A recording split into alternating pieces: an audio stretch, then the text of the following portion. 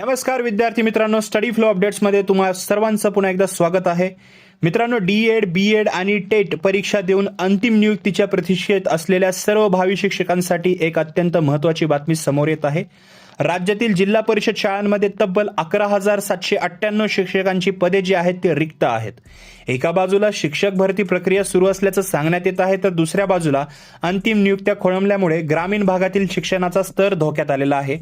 नक्की काय आहे ही बातमी आणि पवित्र पोर्टलवर काय आकडेवारी समोर आलेली आहे, चला सविस्तर जाणून घेऊया.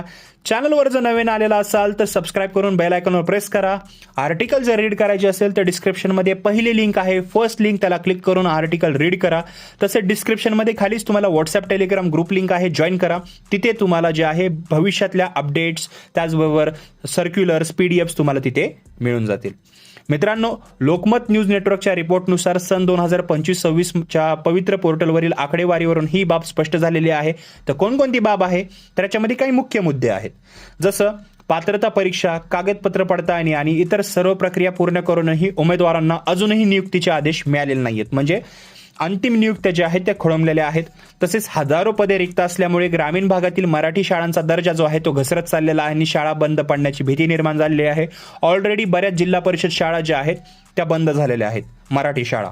तसेच बी.एड आणि टेट पास झालेल्या हजारो पात्र उमेदवारांना तात्काळ नियुक्ती देऊन ही रिक्त पदे लवकरात लवकर भरण्यात यावीत, अशी माहिती जी आहे, अशी मागणी शिक्षण क्षेत्रातून होत आहेत. म्हणजे उमेदवारांची ही मागणी मोठ्या प्रमाणात आता होत आहे. काही महत्त्वाच्या जिल्ह्यामधील रिक्त पदांची आकडेवारी जी आहे पवित्र पोर्टलनुसार ते आपण पाहूया.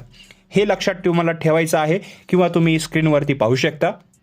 नाशिकमध्ये पाहिलं तर 720 पदे जे आहेत रिक्त आहेत.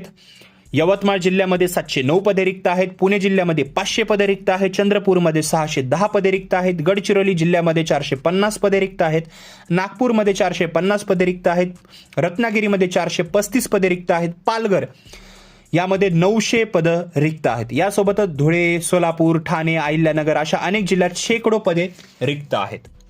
विद्यार्थ्यांसाठी याच्यामध्ये महत्त्वाची बातमी काय, तर बघा विद्यार्थी मित्रांनो, एकीकडे सरकार भरती प्रक्रिया सुरू असल्याचे सांगत आहे, पण प्रत्यक्षात अंतिम आदेश न मिळाल्यामुळे पात्र उमेदवार अजूनही प्रतीक्षेत आहेत. जर ग्रामीण भागातील मराठी शाळा टिकवायच्या असतील तर शासनाने रिक्त पदांवर तात्काळ भरती जी आहे ती पूर्ण करणे अत्यंत गरजेचे आहे. तुम्ही जर टेट किंवा शिक्षक भरतीची तयारी करत असाल तर खचून जाऊ नका. आपला अभ्यास आणि संघर्ष चालू ठेवा. भरती प्रक्रियेतील प्रत्येक लहानात लहान आणि मोठी अपडेट्स आपल्यापर्यंत नक्की पोहोचेल, त्यासाठी आपल्या चॅनलला सबस्क्राईब करा. आता शेवटी कॉल टू ॲक्शन काय आहे, तुम्हाला काय वाटतं की शिक्षण भरतीची ही प्रक्रिया जी आहे ती शासनाने किती दिवसात पूर्ण करायला हवी, कॉमेंट करून मला नक्की सांगा. या रिगार्डिंग जशीही मला भविष्यामध्ये अजून अपडेट्स मिळतील मी तुमच्यापर्यंत नक्की आणून देईल. बातमी आवडली असेल आपल्या चॅनलला नक्कीच सबस्क्राईब करा, व्हिडिओला लाईक करून शेअर करा. तुमचे जे शिक्षक भरतीशी संबंधित जे तयारी करत आहेत तुमचे मित्रमैत्रीण त्यांच्यासोबत शेअर करायला विसरू नका आणि डिस्क्रिप्शनमधल्या इम्पॉर्टंट लिंक्स पण चेक करायला विसरू नका. मी मिळतो तुम्हाला पुढच्या व्हिडिओमध्ये. तोपर्यंत हा व्हिडिओ पाहिल्याबद्दल धन्यवाद.